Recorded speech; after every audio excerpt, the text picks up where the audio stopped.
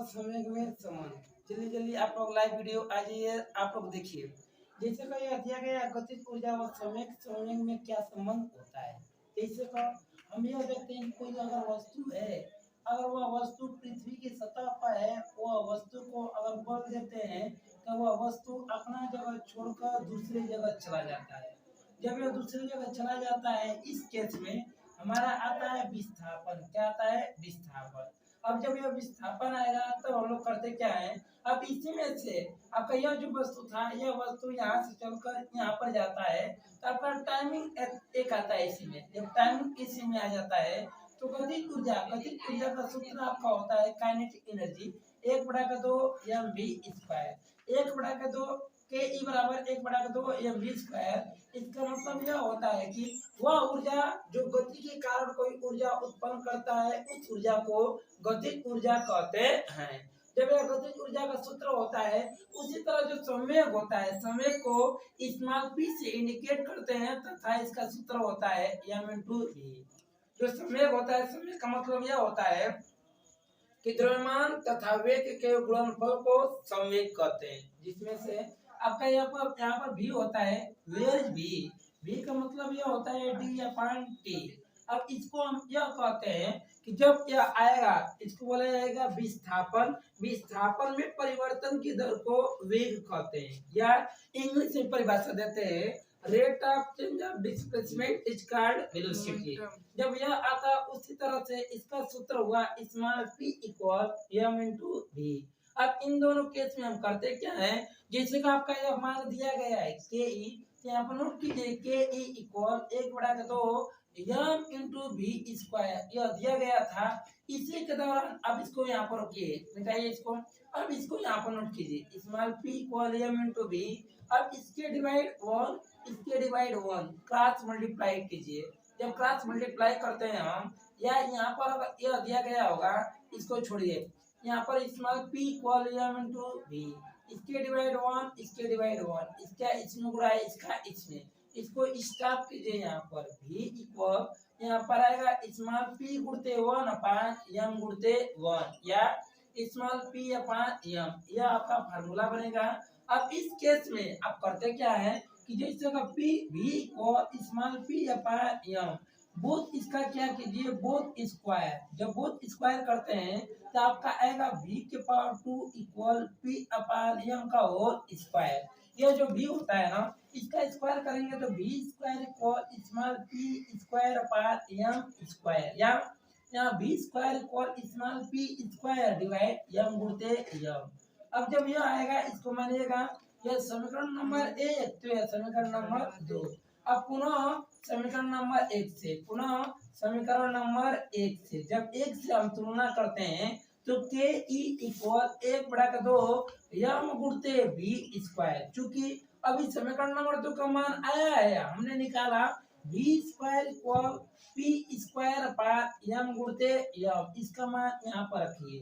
ke = आता है 1/2 m गुणते v² की जगह p²/m गुणते m से कट जाएगा तो बचेगा ke = 1/2 गुणते p²/m। अब देखिए p² है ना, इसका गुणा इसमें कीजिए, आप क्रॉस गुणा कीजिएगा।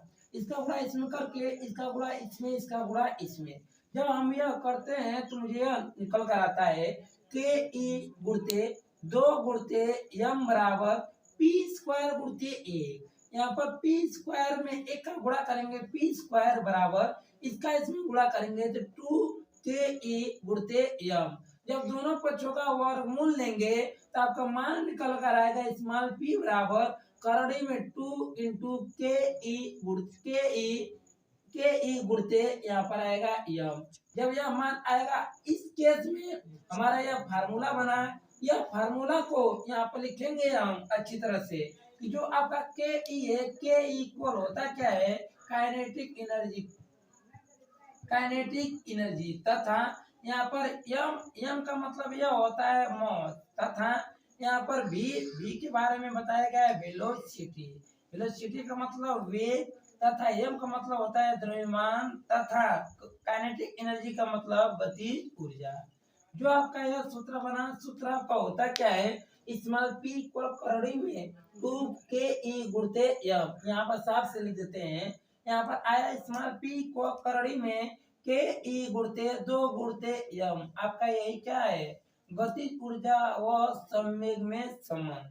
ठीक है जी।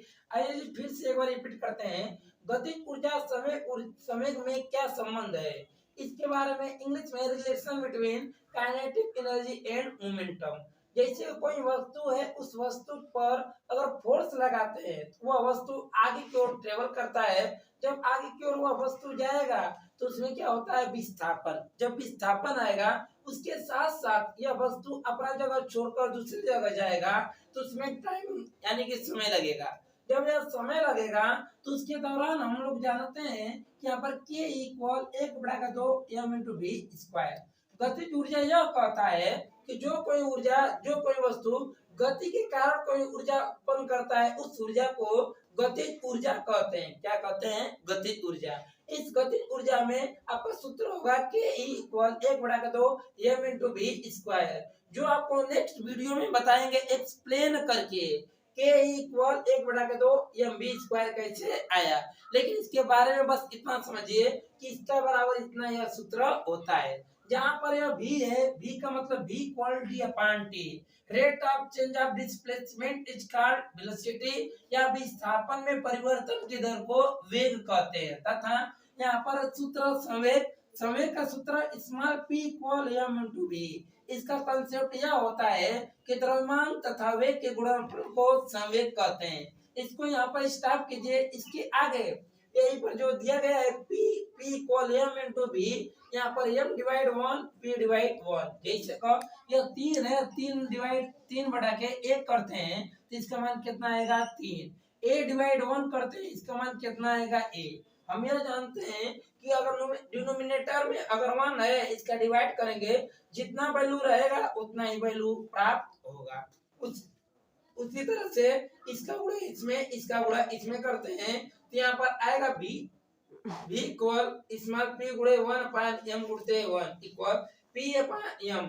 जब यह मान आ गया तो यहाँ पर v equal p/m both square. जब दोनों पक्षों का वर्ग लेंगे तो यहाँ पर v square equal small p/m का होल स्क्वायर।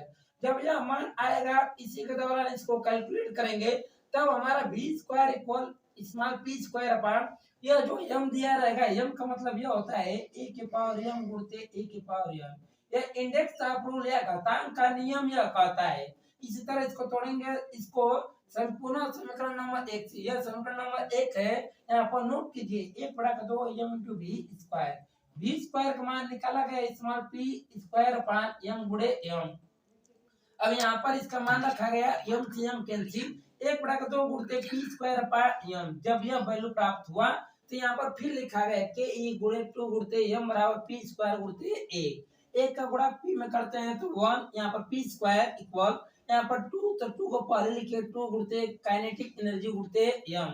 यहाँ पर स्मॉल p इक्वल, दोनों पक्षों का वर्गमूल लीजिए। जब दोनों पक्षों का वर्गमूल लेंगे, करड़ी में 2 गुणते k गुणते m, या यहाँ पर स्मॉल p इक्वल करड़ी में k गुणे 2 गुणे m, जहाँ पर k काइनेटिक एनर्जी, m का मतलब मास का मतलब द्रव्यमान, काइनेटिक एनर्जी इसका हिंदी होता है गतिज ऊर्जा।